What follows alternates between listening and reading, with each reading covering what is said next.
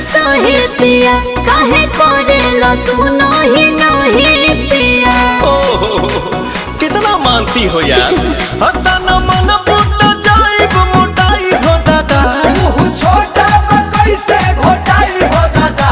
अरे आई हो दादा, अरे आई हो दादा। तमे हरी मिलल बिया हमारा के गाई हो दादा। दोनों बेरा तू बना के पीह चाय हो दादा।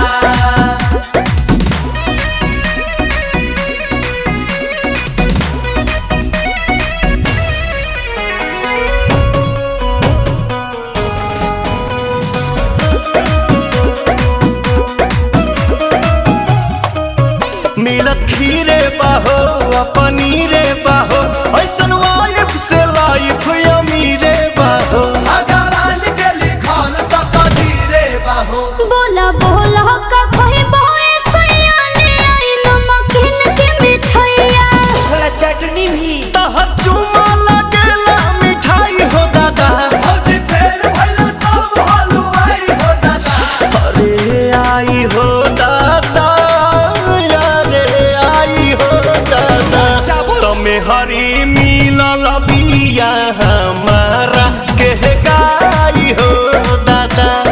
दोनों बेरा तू बना के पीह चाय हो दादा।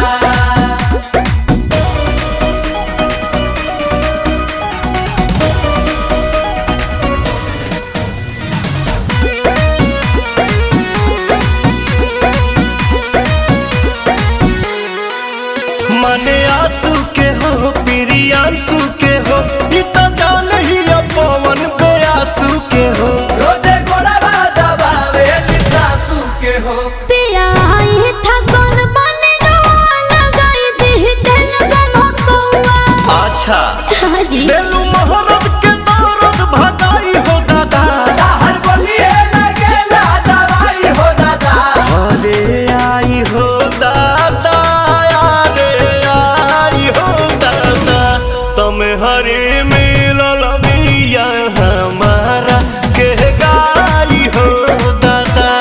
दोनों बेरा तू बना के पीह चाय हो दादा।